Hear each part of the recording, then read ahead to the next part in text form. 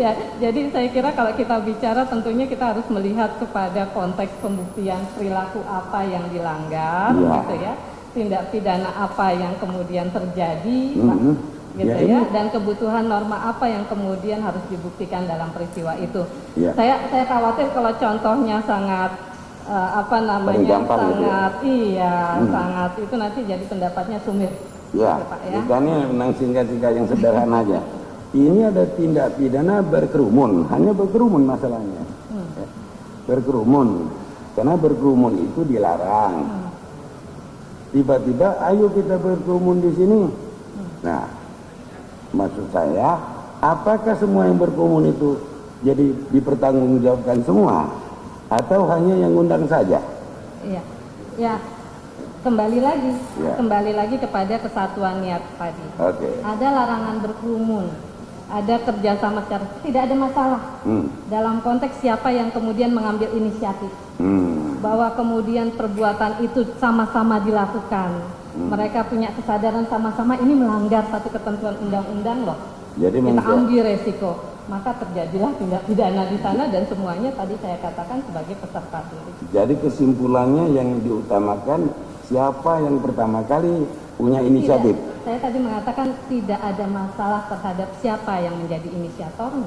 Oh. Gitu, Pak, ya, di dalam medidadar ini. Iya, akhirnya ya, di dalam medidadar. Karena dalam konstruksi yang lain kita akan bicara hal yang berbeda. Iya. Ya, kalau kita bicara Dunpleasen, kita bicara outlawking, ya, kita akan bicara tentang dua pihak, orang yang menggerakkan dan orang yang digerakkan. Akhirnya dikatakan ya, orang yang menggerakkan nggak perlu ada di tempat.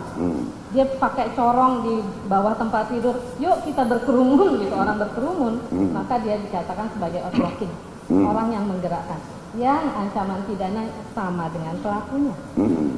Gitu. Ya, jadi, begitu juga kalau kita bicara soal manus domina dalam Dunpleasen. Iya. Nah, ancaman pidana sama dengan pelakunya ya. Berarti disitulah penerapan pasal 55 ayat 1 Iya, pasal 55 ayat 1 kedua kalau ayat 1 kedua, iya oke. Apabila tidak diterapkan pasal 55 ayat 1 kedua diuntukkan bagaimana? Gini, kembali lagi, karena saya tidak menutup mata yang mulia bahwa yang diskusi tadi kan 160 ya. Iya. 160 itu menghasut orang. Nah, jadi perbuatan penghasutan itu menjadi satu, kalau saya katakan nozaklek dalnemi, konteks penyertaan mutlak perlu. Ya, nozaklek dalnemi dalam konteks ini antara orang yang melakukan tindak pidana asal sama juga dengan money laundering misalnya. Pelaku tindak pidana asal dengan pelaku launderingnya itu menjadi sama-sama sebagai pelaku, meskipun kedua-duanya saling melengkapi. Gitu. Seorang penghasut dia menjadi berdiri sendiri, orang pelaku yang kemudian berkerumun, kalau larangannya berkerumun, dia menjadi satu pelaku yang berdiri sendiri. Dua ketentuan yang sebetulnya berbeda dalam konstruksi hukum pidana dan fate-nya berbeda. Gitu. Maka masing-masing bertanggung jawab atas perbuatannya sendiri-sendiri. Ya. Kemudian kita lanjutkan dengan ada ketentuan ya, pasal 160 itu ada putusan Mahkamah Konstitusi yang menyatakan bahwa pasal 160 KUHP menjadi delik material antara penghasut dan yang terhasut. Jadi harus ada terhasut ini melakukan pidana terlebih dahulu baru bisa mengusut si penghasut. Apakah begitu teorinya? Tidak seperti itu, Pak. Ini kita bicara soal fultoidnya tindak pidana, sempurnanya tindak pidana, timing, waktu terjadinya tindak pidana. Ya, waktu terjadinya tindak pidana bukan pada peristiwa menghasutnya, tapi pada peristiwa di mana orang yang dihasut itu melakukan tindak pidana seperti yang dituju oleh si penghasut. Jadi tempo atau waktunya antara pelaku tindak pidana yang dilarang dengan penghasut itu sama, satu waktu tertentu. Gitu, itu saja. Tetapi kalau kita bicara dalam konteks apakah harus ada ini kemudian baru muncul hasutan, ya sebetulnya kalau konstruksinya ini konstruksi pembuktian. Gitu. Kenapa dia melakukan itu? Gitu ya. Kita bicara soal teori Van Bury, adequate teori. Orang misalnya kalau tadi berkerumun, orang tidak mungkin berkerumun tanpa ada undangan. Jadilah undangan ini sebagai faktor adekuat, sebagai faktor penentu terjadinya kerumunan ini. Undangan yang mengundang iya, ya? Iya. Jadi kita kaitkan di sana. Iya. Baik.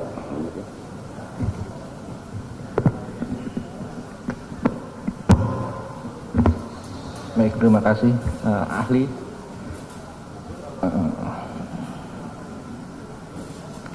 Ada yang ingin saya tanyakan menyangkut pembuktian. Terdapat teori direct evidence dan indirect evidence. Apa dan bagaimana teori itu? Mohon ahli jelaskan. Oke. Antara direct evidence dan indirect evidence ini sebetulnya kita bicara kalau dalam konteks hukum pidana Indonesia ya, yang mudah saja. Terminologinya memang tidak dikenal di dalam KUHP, bukti langsung dan bukti tidak langsung, gitu ya. Dari indirect evidence adalah bukti-bukti penunjang. Ada yang mengatakan indirect evidence itu semacam barang bukti, atau kita sebut juga silent evidence. Dia nggak bisa ngomong sendiri, ya. Baju ditaruh di sini penuh darah, dia nggak bisa ngomong sendiri. Itu indirect evidence. Harus ada penghubungnya. Siapa? Saksi yang menjelaskan. Jadilah indirect evidence ini kemudian menjadi sesuatu bukti seperti 184 KUHP. Atau indirect evidence, kita akan bicara tentang putusan MK mengenai relevansi, misalnya itu, keterhubungan dari alat bukti. Gitu. Karena ini akan kaitannya, saya harus hati-hati, kita tidak bisa bicara tentang saksi yang dikatakan tidak melihat, tidak mendengar, tidak mengalami sendiri untuk kualitas sebagai saksi, tidak begitu yang mulia. Indirect evidence kalau menurut saya adalah satu peristiwa yang kalau kita rangkai atau kita hubungkan akan menerangkan tentang sesuatu yang berkaitan dengan satu tindak pidana. Gitu. Makanya agak sulit ketika kita bicara dalam konteks KUHP, kecuali kalau kita bicara dalam konteks bagaimana menerjemahkan barang bukti menjadi alat bukti, atau rangkaian informasi dari saksi-saksi yang relevan kalau dalam bahasa putusan MK mengenai perluasan makna saksi ke dalam satu peristiwa pidana. Itu hubungannya. Jadi kalau direct evidence memang konteksnya sama dengan saksi yang melihat, mendengar, mengalami sendiri peristiwa pidana. Termasuk kalau kita bicara direct evidence, pelaku pun, tersangka pun, terdakwa pun itu direct evidence. Karena dia bicara tentang satu peristiwa yang dialami sendiri. Gitu. Jadi kualifikasinya memang agak beda ya dalam konteks literatur common law system dengan KUHP kita. Kita harus terjemahkannya dulu gitu. Selanjutnya, bukti elektronik dalam perspektif Undang-Undang ITE termasuk dalam direct evidence atau indirect evidence? Bisa dia direct evidence atau bisa indirect evidence. Okay. Ya. Direct evidence dalam pengertian satu penyadapan yang sah, yang dibuat berdasarkan izin dari pengadilan. Jadi penyadapan secara lawful evidence. Jadi kalau kita bicara evidence yang sah menurut hukum, maka didengarkan di dalam sidang itu tidak ada masalah. Terima kasih. Online system ini sebetulnya masuknya ke dalam bukti elektronik. Bukti elektronik. Ya, kalau saya di rumah gitu ya, saya kemarin ada yang keberatan, saya di rumah karena tidak ada bukti bahwa itu benar Bu Eva katanya gitu. Ya, jadi kalau itu kita terima, maka ini menjadi bukti elektronik. Tetapi dia juga bisa menjadi unlawful evidence. Dia menjadi indirect evidence ketika apa? Ketika satu laporan atau satu chip komputer harus diperiksa oleh misalnya ahli digital forensik, gitu ya. Jadi harus ada pemeriksaan forensik terhadap satu alat bukti digital. Benar nggak ini HP yang dipakai, gitu? Maka itu menjadi indirect evidence. Ya, bergantung pada kasus tersebut. Terima kasih. Kemudian terhadap satu bukti elektronik ahli, ya kan, yang ternyata tidak dapat lagi ditampilkan secara utuh sesuai dengan keadaan aslinya, apakah dapat dinyatakan sebagai alat bukti? Ya. Ketika kemudian bukti tayangan, saya kira bukti tayangan itu harus kemudian diperiksa di forensik, ya idealnya begitu. ahli digital forensik yang bisa menerangkan itu untuk kemudian diterjemahkan apakah itu bisa diterima sebagai alat bukti elektronik atau tidak, ya, berdasarkan digital forensik. Jadi bukan berarti seperti halnya surat, kopian surat, kadang-kadang sering ditanya begitu, Yang Mulia. Bu Eva, yang ada nggak ada aslinya suratnya, ada fotokopiannya. Saya bilang bukan berarti itu tidak ada gunanya untuk membuktikan satu surat palsu. Dia tetap nilainya adalah barang bukti yang kemudian melalui pernyataan atau melalui mekanisme forensik dia muncul sebagai satu keterangan ahli. Oke. Ya, seperti itu. Mohon ahli jelaskan faktor-faktor apa saja yang berkaitan dengan pembuktian dalam hal pembuktian dimaksud dapat diterima secara hukum. Ya, kalau dalam konteks pembuktian tadi kecukupan alat bukti yang pertama, ya, kecukupan alat bukti berhubungan dengan sah tidaknya alat bukti. Sah tidaknya alat bukti berkaitan dengan keabsahan perolehan alat bukti dan relevansi terhadap konteks kasus yang disangkakan. Saya kira parameternya jelas.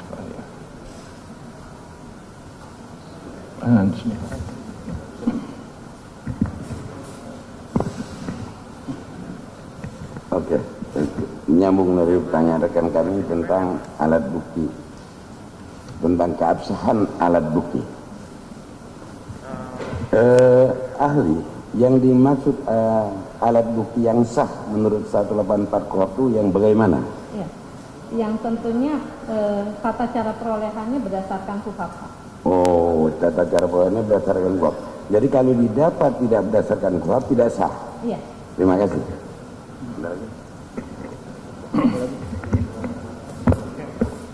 Sudah cukup? Cukup. Cukup.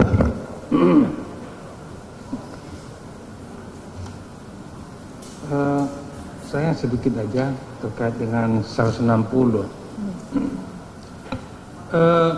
Tadi Ali sudah menjelaskan tentang perbuatan menghasut itu ada 3, dan itu ditafsirkan adalah dilaksanakan secara alternatif, gitu Iya, ya. betul. Kemudian terkait dengan adanya 3, kalau boleh kami katakan sebagai 3 subunsur, ya. Mungkin salah ya redaksinya ya. Ada 3, melakukan perbuatan pidana, melakukan kekerasan terhadap penguasa umum, atau tidak menuruti baik ketentuan undang-undang maupun perintah jabatan yang diberikan berdasarkan ketentuan undang-undang. Nah, dalam ketiga subunsur ini, jelas bahwa salah satunya adalah tentang perbuatan pidana.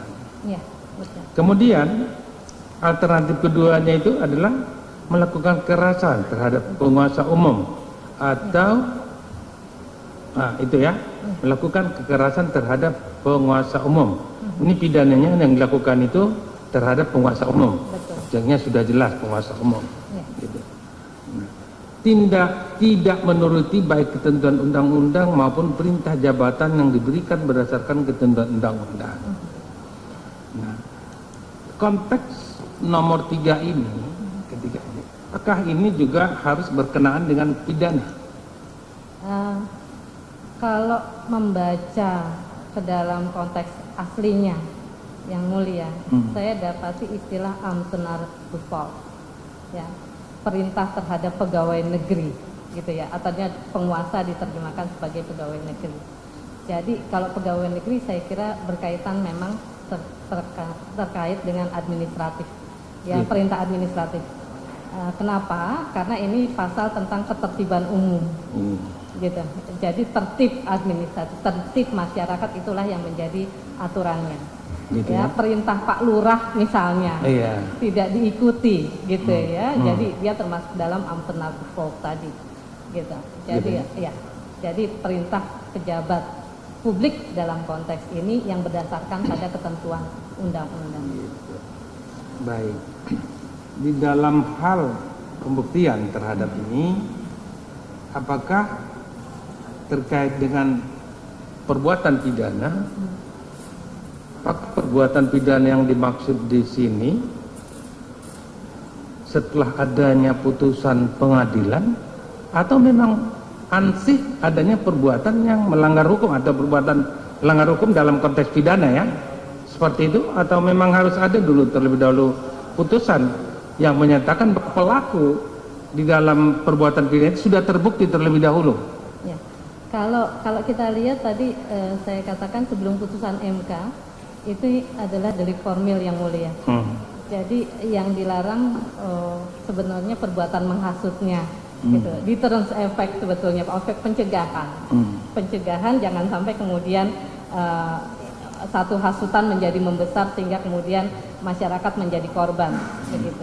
Jadi memang tidak disyaratkan bahwa yang dimaksud adalah satu perbuatan yang terbukti di dalam pengadilan, ya, bahwa perbuatan yang dilaku oleh orang yang terhasut itu masuk ke dalam pasal-pasal pidana, ya. Dalam konteks ini pakai istilah atau terjemahan dari Balai Pusat tadi, perbuatan yang dapat dihukum, gitu. Itu sudah cukup untuk mengatakan akibat terjadi. Jadi orang tergerak untuk melakukan tindak pidana itu akibat yang disyaratkan. Sudah cukup seperti itu ya. Baik, saya kira terima kasih atas waktunya. Jadi gini ya,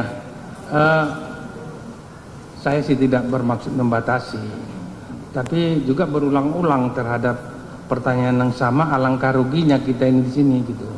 Kan kita sama-sama kurang bermanfaat gitu, dan tidak menyelesaikan permasalahan dalam perkara ini gitu ya. Mengenai apa dia mau ditanya? Maksud saya begini, ini kan di pasal 160, barang siapa di muka umum dengan lisan atau tulisan menghasut supaya melakukan pidana, menghasut melakukan kekerasan terhadap penguasa umum, menghasut atau tidak menuruti ketentuan undang-undang maupun perintah jabatan diberikan berdasarkan ketentuan undang-undang. Maksud kami mau ditanyakan, ini kan kalimat menghasut ini dari rangkaian perbuatan cerita tadi tidak bisa lepas ya? Iya, betul. Oke, terima kasih. Itu yang mulia. Apa, Pak? Ya. Menghasut untuk apa tadi? Ya. Tadi kan sudah cukup dijelaskan ya. Akibat hasutan seorang itu, orang melakukan perbuatan pidana kalau dia pidana di situ. Kemudian yang kedua, atau untuk melakukan kekerasan terhadap penguasa umum gitu ya. Atau untuk tidak melakukan perintah jabatan resmi seperti itu, gitu ya. Itu yang kami tangkap seperti itu. Baik ya. Soal benar tidaknya ya nanti masing-masing menilai benar enggak ahli ini atau bapak enggak saya ikuti gitu loh ya. Biar kita nilai secara baik dan benar. Terima kasih atas waktunya Ibu. Sama-sama. Mudah-mudahan bisa lebih jelas dan terang. Amin. Mangga. Saya pamit ya. Ya, silakan. Sebentar Ibu. Kemarin kami ketika Pak dari UI, Pak Muzakir. Pak Muzakir, Iya. saya udah kenal lama itu, di Medan juga saya kenal itu. Kawan Banyak saya. ahli gitu ya. Iya. Beliau ada memberikan rangkaian pendapatnya. Kemudian dari Closing statement maksud. iya. Kalau ada, Iya. monggo dibagi. Iya. Ya kan itu ilmu gitu loh. Jadi Enggak, manfaatnya setidaknya ilmu itu ada gitu, Iya, ada. betul.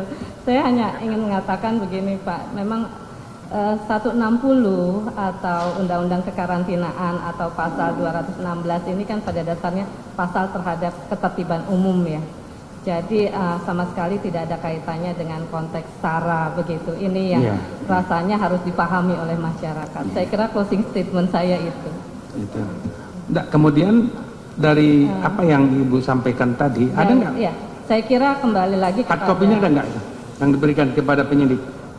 Tidak. Tidak, oh gitu. Tidak Pak. Jadi saya memang hanya menjawab apa yang ditanyakan kepada gitu. saya di depan Berarti pengadilan. harus dibeli bukunya dong gitu ya. Terima kasih. Sama-sama. Ya.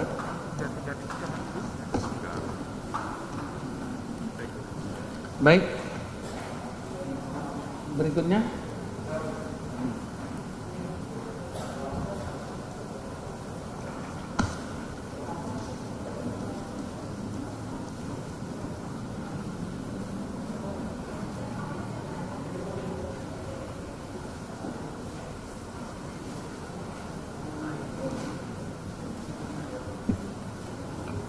Silakan duduk, Pak. Ada CP-nya, Pak? CP. Surat tugas.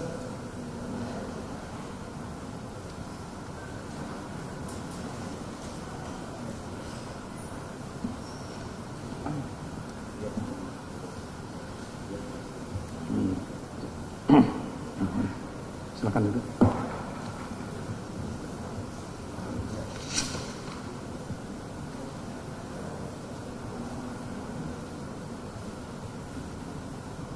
Ini dari Fakultas Sastra Bahasa dan Sastra Universitas Nasional ya, benar ya? Siapa namanya Bapak? Wahyu Wibowo. Profesor Dr. Wahyu Wibowo. Doktor Kepala Jabatan Dosen Fakultas Bahasa dan Sastra Universitas Nasional Jakarta. Tempat tinggal Depok. Depok. Di mana itu Depok? Depok Timur. Iya, jalan apa? Pondok Tirta Mandala. Pondok Tirta Mandala, Depok Timur ya. Agama? Islam. Islam. Baik, saudara dihadapkan ke persidangan dari pihak termohon sebagai ahli. Keahlian saudara di bidang apa ini? Keahliannya? Bahasa. Bahasa Indonesia. Indonesia. Baik, saudara kenal dengan Muhammad Rijek? Habib? Tidak mengenal. Enggak kenal ya, ada hubungan keluarga ya. Tidak ada. Saudara bersedia diambil sumpah terlebih dahulu sebelum memberikan pendapat? Baik, silakan.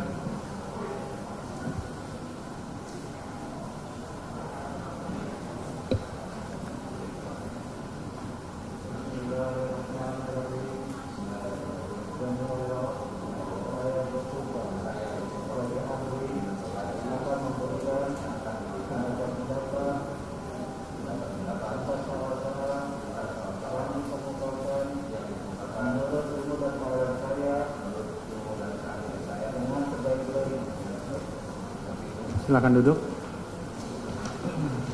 Baik ya, saudara sudah bersumpah, artinya terikat dengan sumpah itu ya. Selanjutnya kami berikan kesempatan kepada para termohon. Silakan. Terima kasih Yang Mulia, Saudara Ahli. Yang ingin kami tanyakan sebelum kita mulai ini, apa sih konten perlunya bahasa dalam kehidupan kita ini? Silakan. Terima kasih.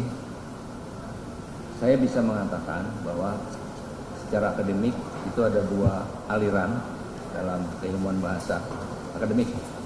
Pertama, aliran filsafat bahasa. Yang kedua, aliran linguistik. Linguistik yang dalam hal ini keduanya memang bisa direkatkan. Tapi dalam pengertian berkaitan dengan kehidupan nyata, aliran filsafat bahasa lebih bisa menggarisbawahi kenyataan yang ada dalam kehidupan itu sehubungan dengan tiga hal. Jadi di dalam penelitian filsafat bahasa terkait dengan masalah kebahasaan ada tiga hal yang saling berkait. Yang pertama adalah unsur niat, yang kedua adalah wujud niat, dan yang ketiga adalah respons dari pendengar atau pembaca dari apa yang diucapkan oleh seseorang itu berkaitan dengan niatnya. Itu tiga hal itu merupakan satu kesatuan dalam kehidupan seperti biasa ini, dalam kehidupan sehari-hari. Terima kasih Ahli. Tadi Ahli mengatakan ada tiga hal yang saling terkait. Tiga hal yang saling terkait dalam aliran berbahasa ini. Iya. Filsafat bahasa. Filsafat bahasa. Filsafat bahasa. Filsafat bahasa, terkait filsafat bahasa. Yang kami ingin tanyakan, di dalam hal filsafat bahasa itu, niat itu yang bagaimana menurut bahasa filsafat bahasa ini? Iya. Di dalam penelitian filsafat bahasa, niat itu tampil atau muncul pada aspek produk dari niat itu sendiri, baik berupa kata-kata, ucapan, ujaran maupun tulisan. Itu bisa dikaitkan dengan niat, kehendak, ya, kehendak, niat atau kehendak. Nah, dari hubungan dua itu antara niat dan wujud niat itu, entah itu tulisan atau ucapan, itu muncul yang disebut dengan yang tadi itu respon dari pembaca. Respon inilah yang kemudian berkaitan dengan banyak hal, misalnya dengan etika dan sebagainya, misalnya begitu. Ya. Kemudian, jadi tiga ini niat dulu, niat itu tampil dengan wujud, kemudian wujud niat itu terrespon menurut ahli. Iya. Ya, jadi ada tiga itu menurut filsafat bahasa. Iya, iya. Kemudian dari sisi aliran linguistik, dari segi linguistik itu bagaimana menurut ahli? Dalam linguistik bahasa dalam pendapat saya hanya dilihat dalam strukturnya. Jadi kalau di dalam kaitan bahasa, dalam kaitan dengan filsafat bahasa, struktur itu hanya pada bentuknya. Bentuk. Gimana?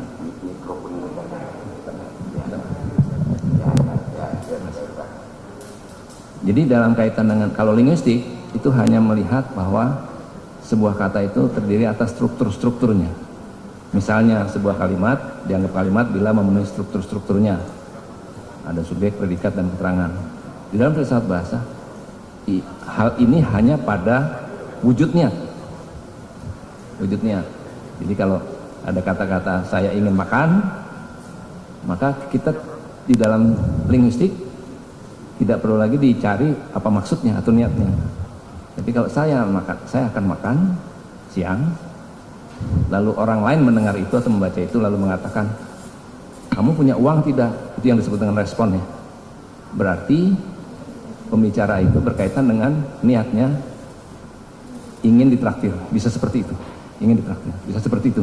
Kondisinya terkait dengan konteks kejadian pada saat itu. Terkait dengan tadi ahli sampaikan kondisinya terlihat dari konteks. Bagaimana menurut ahli konteks bahasa yang baik dan benar?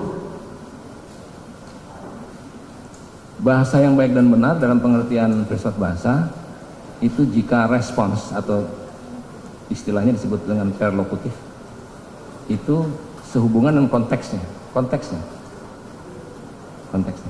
Bila konteksnya kemudian menimbulkan misalnya apalah, entah itu keriuhan atau kegaduhan, maka itu dikatakan bahwa dia bukan berbahasa secara baik dan benar.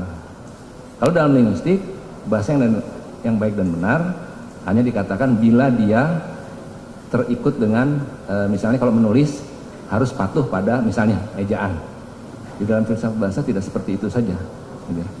Kalau dikatakan tidak patuh pada ejaan misalnya di dalam linguistik, maka dia dikatakan bahasa yang tidak baik. Ya kan? Di dalam filsafat bahasa bisa dikatakan si orang ini karena menimbulkan tanda petik kegemparan misalnya, dikatakan sesuai dengan konteksnya, maka orang ini tidak beretika. Beretika itu berkaitan dengan ada hal yang dia lewati dari kebebasan orang lain. Kebebasan orang lain dilewati sehingga terganggu orang lain itu. Sehingga dikatakan ini niatnya dalam rangka memang menimbulkan kegaduhan, misalnya seperti itu. Jadi memang ketiga hal ini dalam filsafat bahasa memang satu rangkaian yang tidak bisa dilepaskan karena ada konteks-konteksnya. Berbahasa sebagaimana yang ditekankan dalam filsafat bahasa memang harus ada pada konteksnya. Konteks-konteks berbahasa. Jadi tidak bisa dikatakan bahasa yang baik dan benar. Kalau menurut linguistik, bahasa yang ditulis misalnya sesuai dengan ejaan, tidak seperti itu. Jadi tidak sesederhana itu. Gitu. Terima kasih ahli. Jadi dalam konteks-konteks baik yang benar sesuai dengan terkait dengan komunikasi massa. Dapatkah ahli berpendapat apa yang dimaksud dengan komunikasi massa itu dalam bahasa ini? Di dalam perspektif filsafat bahasa, komunikasi massa itu adalah komunikasi yang dilakukan searah. Ada yang memberikan suatu informasi atau pernyataan atau kata-kata yang diterima oleh massa dalam pengertian ini orang banyak. Jadi seperti yang dilakukan orang-orang di Facebook atau itu adalah komunikasi massa. Karena dia tidak ditujukan pada satu orang tapi pada massa dalam pengertian orang yang banyak. komunikasi massa. Satu arah. Satu ya, arah. hanya satu arah. Satu arah. Berarti secaranya satu arah itu tidak ada masukan. Tidak ada masukan. Kalau kita menonton televisi, itulah komunikasi massa. Komunikasi massa kita hanya mendengar. Ya, mendengar. Dan kembali lagi ke masalah yang tadi, respon apa yang timbul pada diri kita melihat itu, ya berhenti pada respon kita. Kalau respon kita memang mau bergerak, misalnya bergerak dalam pengertian apa, iklan misalnya, maka kita bergerak ke toko membeli barang itu. Tapi tidak bisa kita memprotes pada TV, karena TV adalah produk komunikasi massa. Media massa, surat kabar juga seperti itu, hanya searah. Itu komunikasi massa. Hanya searah. Ya. Terkait dengan komunikasi massa yang secara seseorang atau ada pemimpinnya, ada yang memimpin.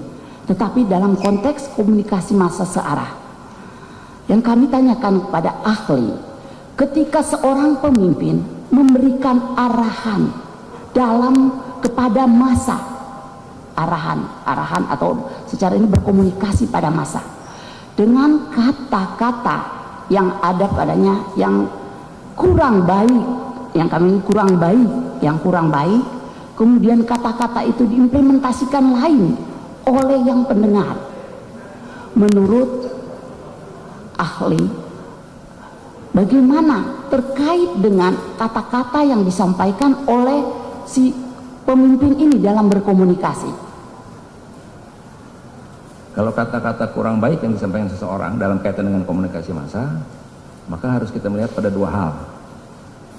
Kalau yang kita dengarkan kata-kata itu memang misalnya dalam rangka menghina, berarti memang jelas sekali si pembuat komunikasi itu ingin sedang atau akan menghina orang dengan pilihan kata, diksi, dengan pilihan kata-kata tertentu yang memang berisikan hal-hal yang tanda petik negatif. Maka tadi saya katakan, di dalam perspektif filsafat bahasa, respon inilah yang bisa berkaitan dengan etika berkehidupan, etika berbangsa dan bernegara, etika komunikasi itu sendiri. Seperti itu. Jadi memang kalau pilihan yang seperti itu tidak bisa dikatakan orang yang tidak baik berbahasa menurut Ibu tadi, oh saya nggak bermaksud apa, tidak mungkin dalam pengertian filsafat bahasa. Pasti dia berkaitan dengan niatnya, dan wujud niat yang dikeluarkan berupa kata-kata yang tadi itu kurang baik itu. Nah, di dalam perspektif linguistik, bahasa yang kurang baik bila kita ada dalam satu konteks berbahasa yang tidak membutuhkan bahasa Indonesia formal misalnya, lalu kita berkata-kata seperti kita menulis, itu bahasa yang kurang baik. Tidak pada itu. Misalnya, sudahkah kamu makan siang? Bahasa itu kurang baik. Walaupun mungkin itu dipakai oleh seluruh Indonesia, tidak pada konteksnya. Makanya tadi konteks itu. Kamu sudah makan? Lu udah makan? Nah itu, mungkin itu konteks. Yang harus kita lihat adalah konteks. Di dalam filsafat bahasa, konteks berbahasa itu yang penting dilihat ketimbang produk itu sendiri. Kalau dia berkata di konteks angkot, lalu mengatakan kepada sopirnya, Pak sopir tolong hentikan kendaraan ini, saya mau turun, itu kurang baik dalam perspektif linguistik. Tapi bisa saja kalau dalam perspektif filsafat bahasa dia tidak beretika, karena belum tentu juga sopirnya tahu berbahasa yang seperti itu. Kira-kira seperti itu katanya. Terima kasih ahli. Tadi ahli menyatakan ada etika bahasa. Yang kami tanyakan kepada ahli, bagaimana etika bahasa yang secara struktur dalam bahasa Indonesia ini? Etika berbahasa itu kalau dalam perspektif filsafat bahasa terkait dengan konteks tadi ya. Jadi misalnya memang dia berkaitan dengan, kan tadi berkaitan dengan komunikasi massa, maka dia harus melihat konteksnya si orang ini. Di mana dia konteksnya itu? Kalau dia berada di kamar dia dan sedang menyebarluaskan informasi, mungkin tidak masalah. Tapi kemudian kalau dia menyatakan sesuatu yang tanda petik tadi menghina tadi atau apapun ya, membuat pendengarnya itu kemudian terganggu, etika ya, terganggu. Jadi etika itu adalah kalau mudahnya adalah kebebasan kita berbatas pada kebebasan orang lain. Jadi kalau kebebasan orang lain terganggu dengan ucapan kita, berarti itu dalam perspektif filsafat bahasa dianggap orang yang tidak beretika. Terima kasih ahli. Ketika konteks kemana keberadaan orang itu, ketika keberadaan orang itu di depan massa, terus membicarakan etika yang tadi ahli sampaikan, dengan bahasa-bahasa yang misalnya saya tidak senang kepada si A, kemudian saya mengatakan si A ini lonte di dalam kerumunan, tapi kok itu dilindungi menurut ahli, bahasa yang disampaikan saya itu seperti apa dalam pandangan ketika bahasa ini?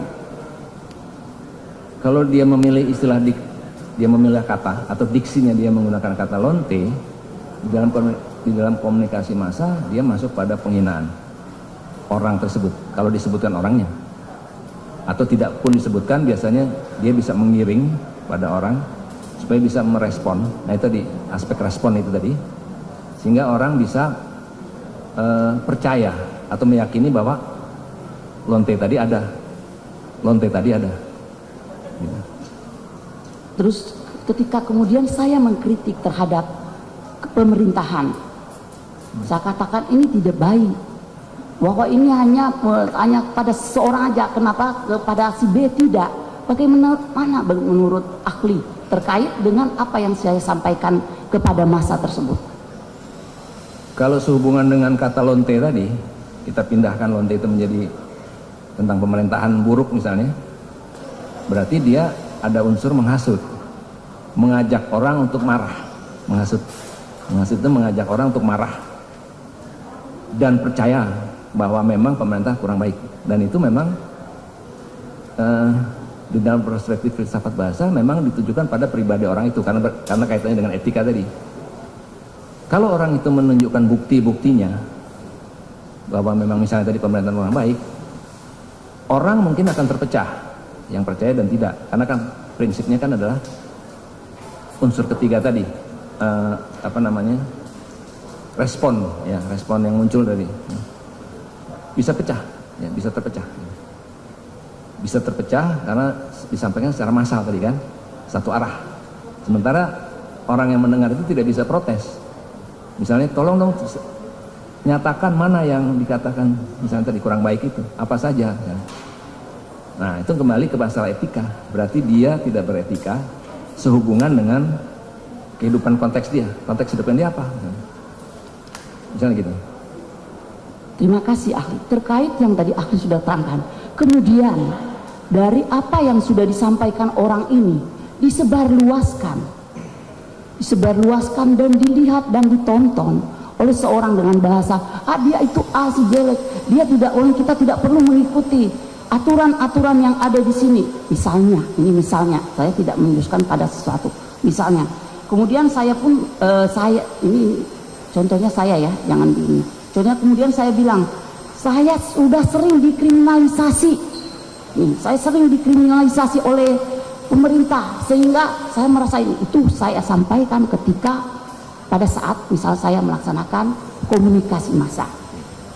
Bagaimana menurut kembali ke masalah perspektif filsafat bahasa, maka niat dia memang dalam rangka menghasut orang, apalagi kalau dia mengatakan seperti itu tadi itu tanpa bukti, dan dia tidak memudahkan istilah-istilah yang dipakai ketika dia berada di depan massa tadi kan, di depan massa tadi. Nah ini berarti akan muncul yang disebut dengan kekeliruan pengetahuan bagi orang ini, pakai istilah-istilah ini, kekeliruan pengetahuan bagi massa yang mendengar itu, sehingga akan memunculkan pro dan kontra tadi. Nah ini yang disebut dalam penghasutan ya.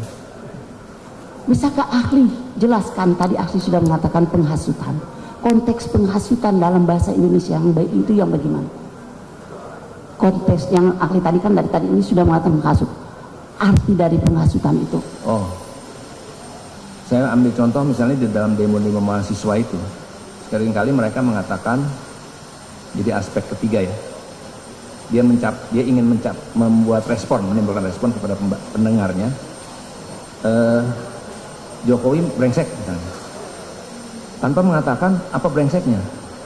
Ada dulu yang juga suka pernah saya dengar misalnya Jokowi itu perempuan, nggak ada bukti mengatakan dia perempuan atau tidak, tapi dia bilang, dia mengatakan seperti ini, coba buka pakaiannya, pasti dia pakai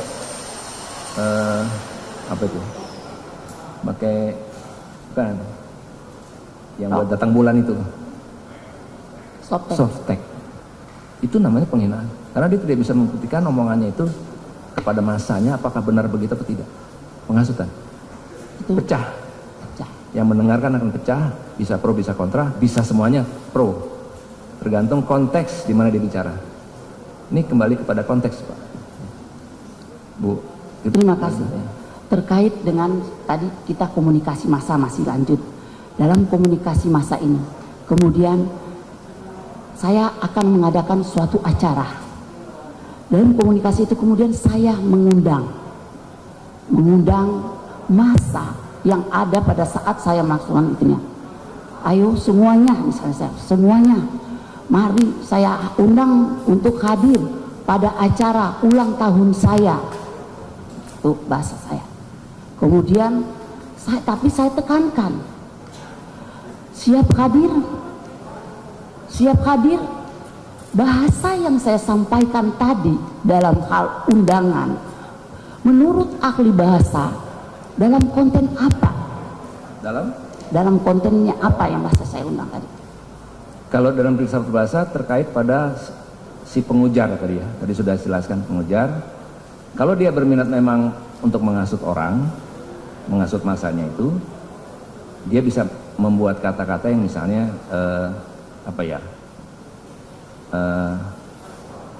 meyakinkan, ya, meyakinkan. Kalau pakai bahasa sehari-hari mengompori bisa juga, ya kan? Kemudian tergantung juga kepada pembicara siapa dia. Kalau ibu mungkin kalau begitu nggak ada yang datang. Tapi kalau ibu tokoh, mungkin juga masa yang mendengar tokoh nih akan datang menghadiri ajakan ibu tadi, ke ulang tahun ibu tadi.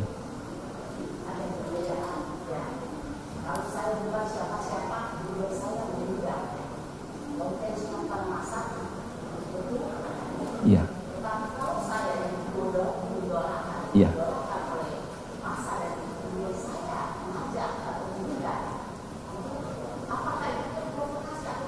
Iya, berarti dia memang menghasut sehingga orang terprovokasi atau terhasut untuk datang ke ulang tahun ibu itu.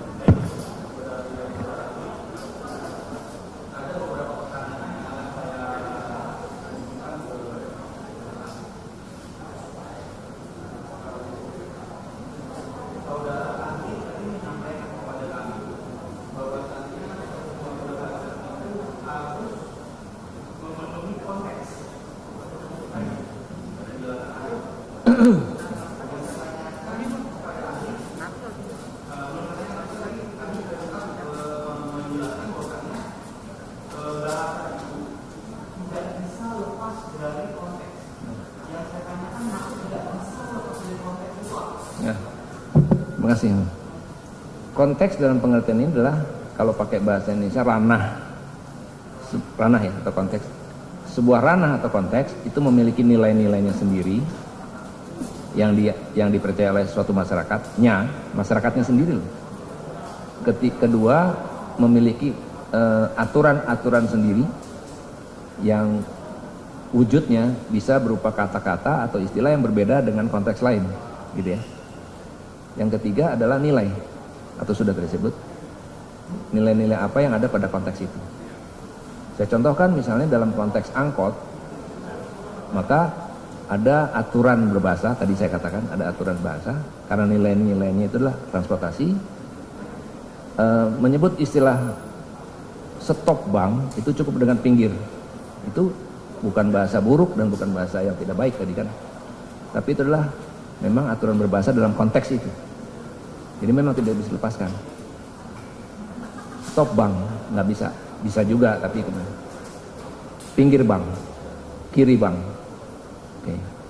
Kalau kita pindahkan konteks ini kepada misalnya keluarga kita, maka tidak berterima kita kalau kita sedang menyetir mobil dan istri kita mengatakan pinggir bank. Pasti tidak bisa secara filsafat bahasa. Pinggir bank. Nanti dia akan mengatakan, emang saya sopir angkot. Itu konteks namanya. Nah, konteks-konteks itu memang bisa menggunakan kata-kata yang sesuai dengan kata-kata yang bisa digunakan di konteks lain.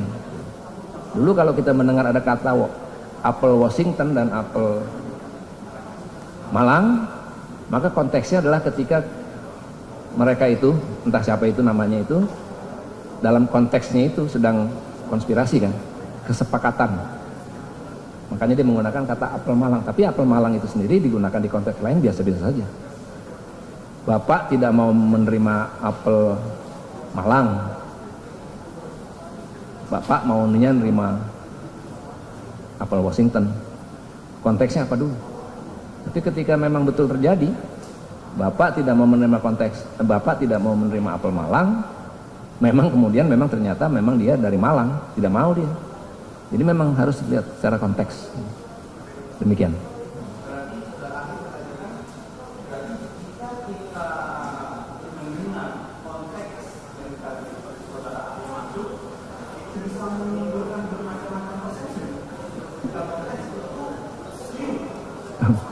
Bila konteks itu tidak diterima oleh masyarakatnya, maka dia bisa keliru.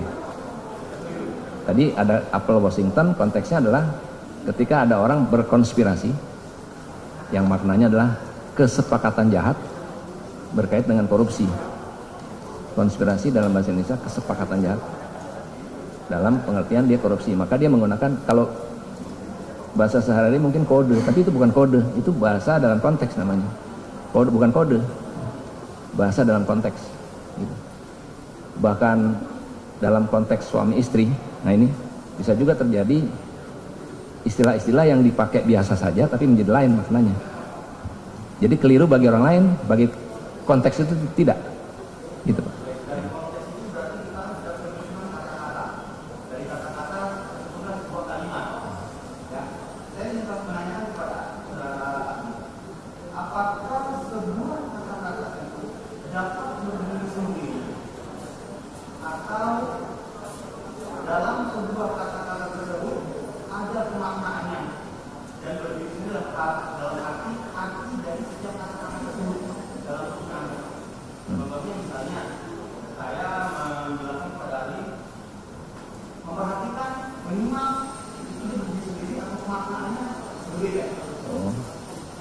Dalam filsafat bahasa, tiap-tiap kata selalu berkaitan dengan konteksnya, walaupun sama.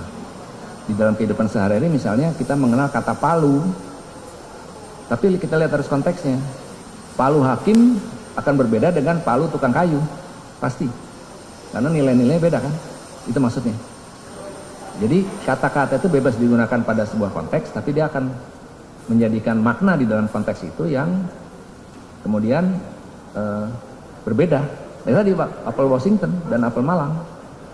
Dan itu dalam kehidupan manusia sehari-hari sangat amat terjadi.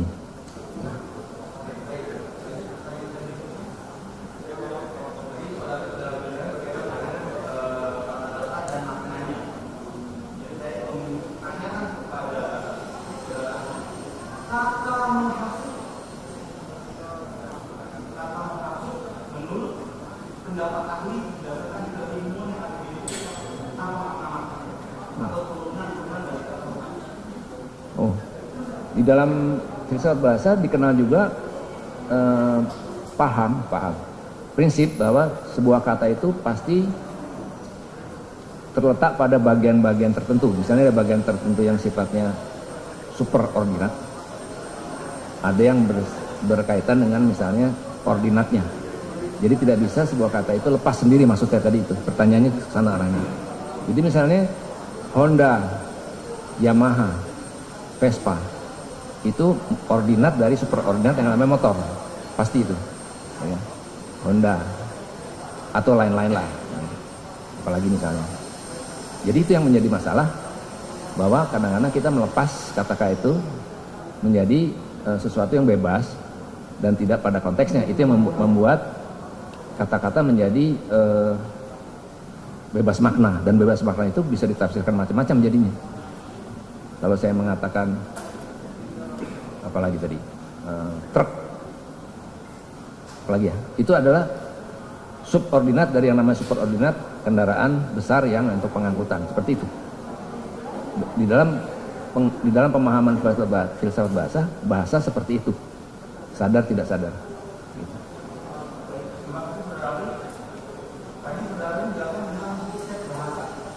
Apa? Riset bahasa.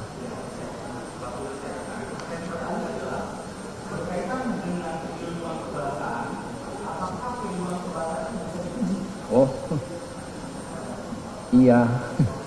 Di dalam linguistik, tadi sudah saya katakan ada dua aliran besar dalam ilmu kebahasaan. Di dalam linguistik, objektivitas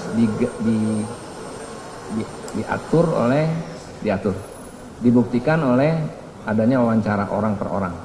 Jadi kalau misalnya dia mengatakan apel, padahal makna yang berikutnya, makna yang sesungguhnya dikatakan apel dan apel, itu secara linguistik bisa dikatakan bahwa tidak, yang satu disebut dengan apel, satu disebut dengan apel. Itu di dalam linguistik. Di dalam filsafat bahasa berkaitan dengan tiga hal tadi, ya kan? Tiga hal tadi, bahwa sebuah produk bahasa, tuturan atau tulisan, itu berkaitan dengan respon yang akan muncul dari pembaca atau pendengarnya, yang berkaitan lagi dengan niat si pengujarnya atau si penulisnya. Itu memang konsep-konsep yang, sehingga memang dalam pengertian tertentu penelitian filsafat bahasa tidak perlu menghadirkan orang-orangnya, tapi cukup dari hasilnya, tulisannya atau rekamannya, seperti itu, Pak.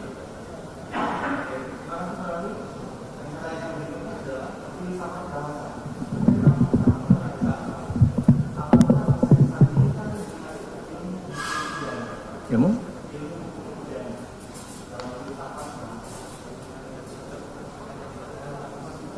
Kalau prinsipnya memang sesuai dengan konteks, artinya memang bisa berhubungan.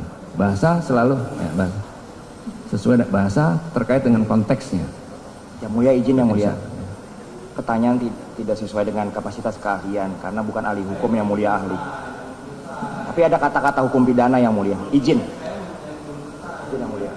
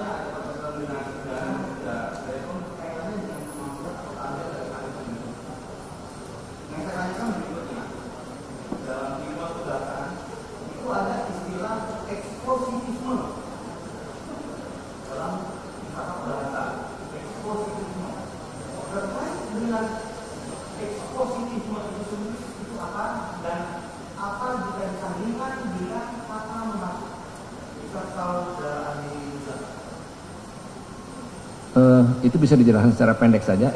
Ekspositivisme itu adalah niat seseorang dengan menggunakan kata-kata tertentu dengan tujuan, misalnya menghasut dengan tujuan. Jadi memang di dalam filsafat bahasa amat dijelaskan turunan-turunan yang tadi itu, eksploitivisme. Misalnya dengan menghasut atau membuat orang lain percaya ya, yakin dengan tujuan ya. Memang itu disebut dengan eksploitivisme ya. Ekspositif.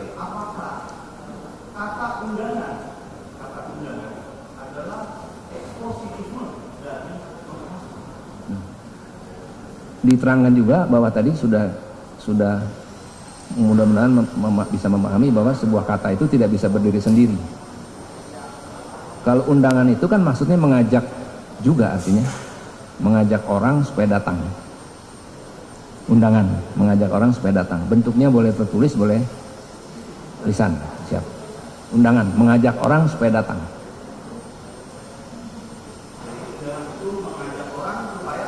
Datang atau hadir pada tadi, kalau disebutkan dengan ibu tadi, kepada datang ke ulang tahun ibu tadi. Misalnya gitu.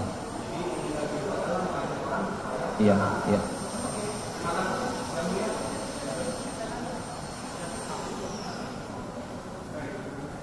Ada.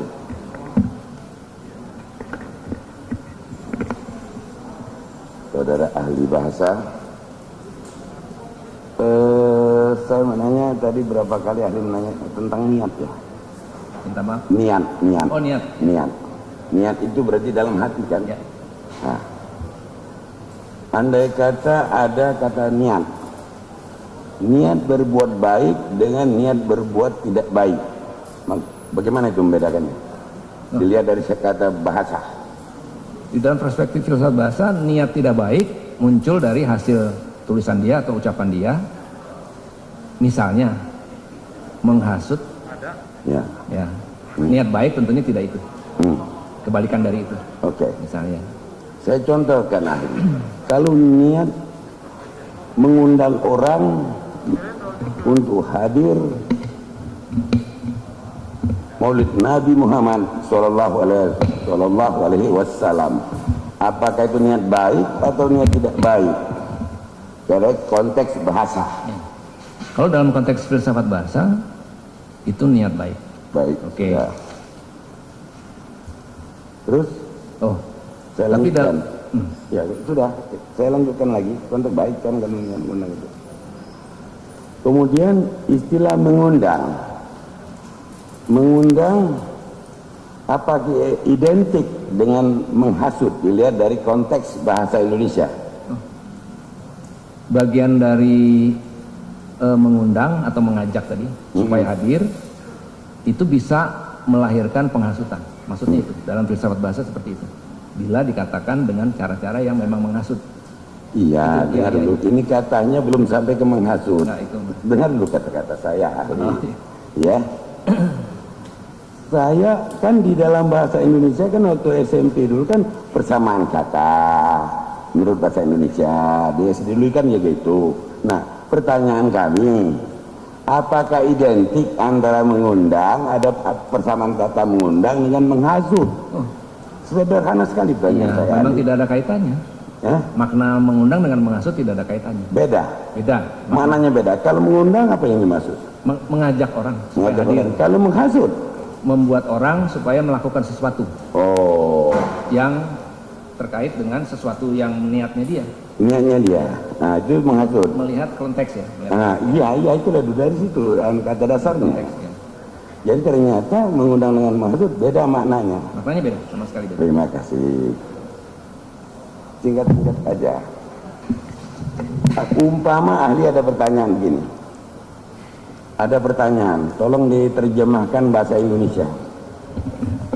Apakah tersangka dapat diajukan sebagai tersangka? Apa makna kalimat ini? Kalimat rancu menurut bahasa Indonesia yang baik atau bagaimana ini? Di dalam iya. Apakah tersangka dapat dijadikan? Nah, saya ulangi ya. Pertanyaan. Ini ada pertanyaan bahasa Indonesia. Apakah tersangka dapat diajukan sebagai tersangka? Ini kalimat rancu apa kalimat sempurna atau kalimat bagaimana?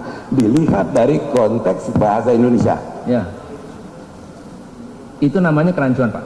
Kerancuan ya? Ya. Cukup. Oke. Cukup. Gak banyak-banyak ahli. Iya. Ya, yang penting anu aja. Kemudian tadi istilah apa namanya, penghinaan lonte, ya kan? Penghinaan lonte. Ya, lonte. Di sini apa namanya? Apakah identik kalimat penghinaan dengan penghasutan? Dari perspektif filsafat Bahasa Indonesia. Dari filsafat perspektif bahasa bisa menimbulkan penghasutan. Bisa. Penghinaan. Konteksnya. Ya. Bisa ya? Penghinaan, sorry. Penghinaan ya. Nah, tapi kalau undangan, ayo kita makan, bisa nggak menghasilkan penghasutan? Kalau ayo kita makan, Tidak. mungkin tidak. Wah, ya Mungkin tidak. tidak, ya. Mungkin tidak. Ya ini, ayo kita makan. Saya mau menikahkan anak saya, kita makan rame-rame. Datang ya, siap nggak? Siap. Bisa nggak itu dikatakan masuk kategori penghasutan? Jelas jawab, jelas. Tidak. Bisa? Nah, tidak, itu ahli. Ini baru ahli ini namanya. Ya? Mengajak berbuat sesuatu. Iya, ngajak buat satu, ngundang makan, ngundang saya menikahkan anakku. Siap datang nggak? Siap, kata orang. Apakah itu terkategori penghasutan? Tidak. Jelas. Tidak. Tidak. Ya. Ayo besok siap, aku mau mengadakan Maulid Nabi Muhammad Sallallahu Alaihi Wasallam di rumah saya. Siap datang tidak? Siap. Apakah itu penghasutan? Bukan. Bukan. Terima kasih. Tadi melihat konteks. Cukup? Ada sedikit yang mulia. Tapi katanya bukan sih itu tadi. Itu untuk ahli yang tadi yang mulia. iya, silakan. Terima kasih yang mulia atas Ahli ini kebijaksanaan. kamu ikut ya. Ya, terima kasih atas Ya, kebijaksanaan kamu yang mulia. sekarang. Iya. Jangan tegang. Kan? Baik yang mulia. Saudara ahli, saya ingin tanyakan. Tadi kan saudara ahli sempat singgung masalah respon dalam berbahasa. Jadi ada yang ngomong sesuatu, lalu ada yang menanggapi. Nah, ini misalnya kejadiannya begini. Ada orang yang datang ke suatu tempat, ya. Dia datang beramai-ramai, atau katakanlah dia sendiri, tapi ketika di suatu tempat itu ada ramai-ramai orang. Ya, macam-macam itu orangnya isinya. Ada orang biasa, tapi ada juga ada polisi, ada anggota TNI, ada juga Satpol PP, ada juga Dishub. Dari segi bahasanya, dari segi respon ya. Kalau ada keberadaan tadi itu saya bilang ada polisi, ada tentara, ada Dishub, ada Satpol PP. Kalau mereka diam saja, nggak berbicara apa-apa. Lalu orang lain yang selain polisi, yang selain TNI, yang selain Satpol PP, yang selain Dishub, responnya diam saja, itu wajar nggak dari ilmu kebahasaan? Maksudnya ya namanya ada yang mereka diam, kami juga diam. Namanya di situ ya biasa-biasa aja. Bagaimana menurut pendapat ahli? Tadi sudah dikatakan bahwa respon itu bisa diam saja, Ya. atau tidak diam saja. Ya. Jadi dari perspektif kebahasaan wajar kalau diam saja, karena lawan bicaranya diam gitu maksudnya. Filsafat bahasa itu. Baik. Kita menceritakan bahasa ahli. Andai kata ada seseorang petugas, dia diwajibkan apabila ada sesuatu yang tidak baik, dia harus cegah. Dia harus cegah. Ternyata dia tidak mencegah, bahkan dia mengamankan yang tidak baik itu. Dari sisi bahasa bagaimana? Nah, berarti responnya memang dia diam saja. Dia diam saja. Iya. Baik, Dari terima sudut kasih. ini. Cukup yang mulia. Responnya diam saja. Ya, silakan. Satu saja yang mulia, terima kasih yang mulia. Saya catat tadi ahli. Ahli mengatakan bahwa menghasut itu salah satu definisi yang mengajak orang untuk salah satu ya, contohnya marah atau bisa menimbulkan pro dan kontra, begitu ya. Tapi kalau kemudian secara material faktanya, ya memang tidak terjadi apa-apa, apakah itu marah atau ribut atau berantem, kekacauan begitu. Karena memang tadi yang ahli juga sudah katakan bahwa definisi mengundang itu kan pengertiannya positif, mengundang ya. Bukan mengundang untuk nyolong mobil, bukan. Tapi mengundang untuk tadi, misalnya kesunatan saya, kemudian ke acara ulang tahun saya gitu. Kan konotasinya positif. ahli.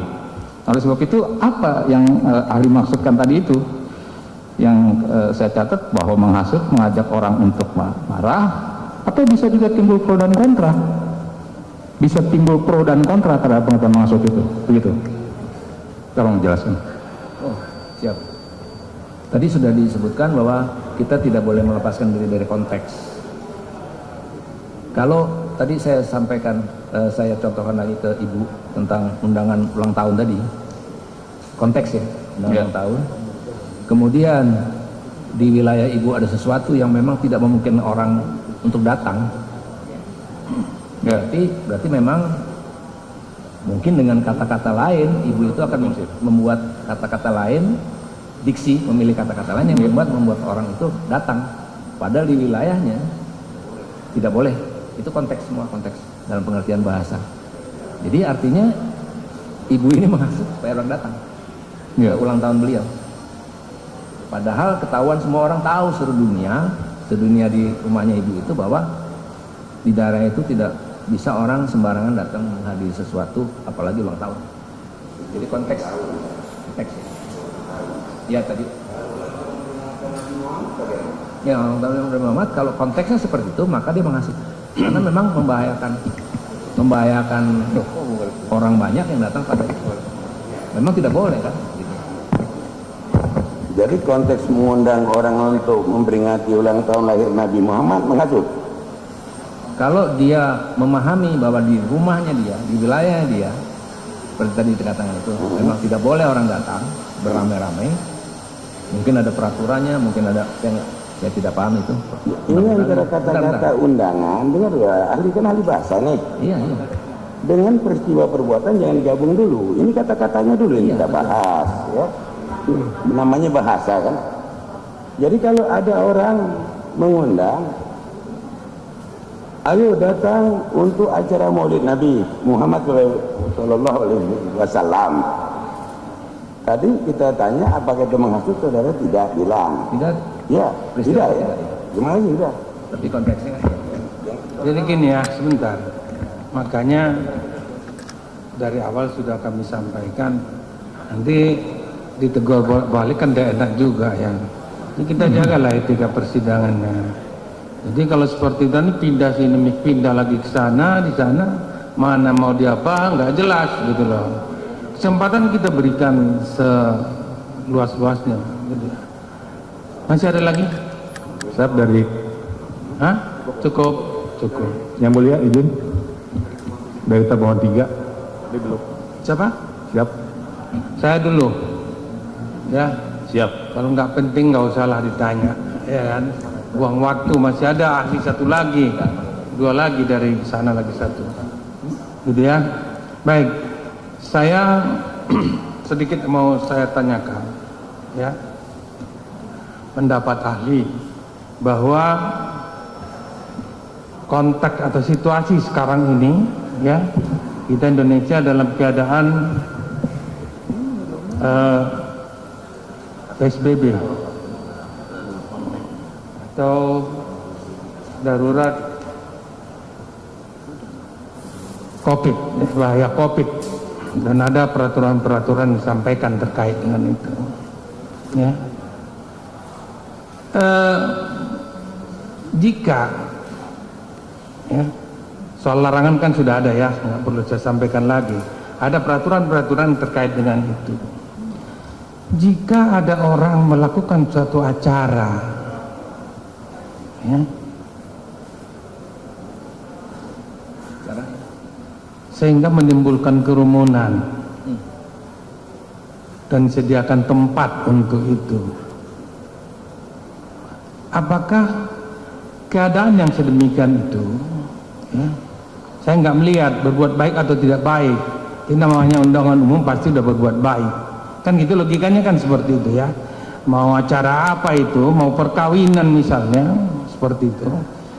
Ini dia undang orang. Gitu.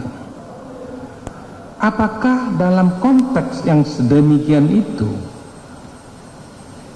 perbuatan mengundang orang itu dapat dikatakan sebagai suatu tindakan penghasutan? Kan gitu. Paham pertanyaannya? Ya kan? Ada ketentuan yang akan terjadi pelanggaran, ya, tapi tetap dia lakukan itu, gitu. Silakan. Mohon pendapat. Yang mulia, kembali ke masalah konteks. Kalau memang ibu tadi saya contohkan lagi bahwa di rumah, di lingkungan dia sedang terjadi wabah yang memang orang tidak boleh menghadirinya, apalagi ada peraturan tadi dikatakan oleh Yang Mulia, maka memang itu perbuatan tidak baik ya, karena itu melanggar kan, namanya melanggar. Yang pertama, artinya dia tidak beretika dalam kehidupan berbangsa dan bernegara, kalau mau dikatakan seperti itu, karena melanggar peraturan. Peraturan itu kan dibuat oleh pemerintah, melanggar pemerintah. Lalu kita harus tanya sebetulnya kepada ibu itu maksudnya apa tetap ngundang, sebetulnya begitu, tapi nggak usah juga, karena jelas tidak ya, nggak ke situ. Iya. Supaya paham ya, ada perbuatan baik ya, kita mau menikahkan anak kita, contohnya ya, kita mau menikahkan anak kita, tapi sementara pada saat sekarang ini kan ada aturan, ada larangan, tidak boleh berkumpul, tidak boleh seperti ini. Tapi toh juga kita lakukan, kita undang orang supaya datang, akhirnya datanglah orang rame-rame, gitu ya. Dalam konteks yang sedemikian itu apakah dapat dikatakan sebagai penghasutan dalam segi tata bahasa ya? Silakan. Kalau memang kemudian tamu ibu tadi saya katakan dulu aja, tamu itu berbondong-bondong datang karena kepandaian ibu menghasut dari pilihan kata-katanya, maka dia penghasutan. Bukan, ya, bukan seperti itu. Ini kan undangan. Undangan kalau dibahas undangannya sah-sah aja kan gitu. Tidak ada yang salah di situ. Salah nggak ngundang orang kita untuk pernikahan anak kita? Kalau itu tidak tadi Kan tidak salah gitu loh. Tapi apabila dihubungkan dengan keadaan sekarang ini, gitu loh. Kami nggak tahu ini. Ini kan dalam keadaan PSBB katakan misalnya seperti itu. Nah, kita lakukan juga mengundang orang. Pertanyaannya supaya datang. Pertanyaannya menghasut. Apakah konteks itu dapat dikategorikan sebagai penghasutan? Itu loh. Penghasutan. Dasarnya apa itu? Berkaitan dengan apa yang terjadi tadi, bahwa dalam konteks kehidupan dia ada sesuatu yang tidak boleh dilakukan oleh orang, misalnya berkerumun tadi. Tapi dia mengundang. Undangan itu memang disampaikan secara baik. Secara baik oke, secara baik. Tapi kan yang disebut dengan baik kan juga harus kita buktinya orang datang ke undangan perkawinan itu. Lalu apa yang terjadi? Terjadi penghasutan, membuat orang supaya datang, mengundang sehingga dengan cara menghasut sehingga membuat orang datang berbondong-bondong, jelas, dan dia melanggar etika karena sedang ada peraturan tidak boleh. Itu maksudnya Pak, Itu di dalam tempat saudara ya. Ya. Baik. Udah. Siap. Cukup. Mohon izin sama dengan Yang Mulia. Ya. Baik ya, saya kira cukup ya. Ya, ada satu yang mulia, soal mengundang.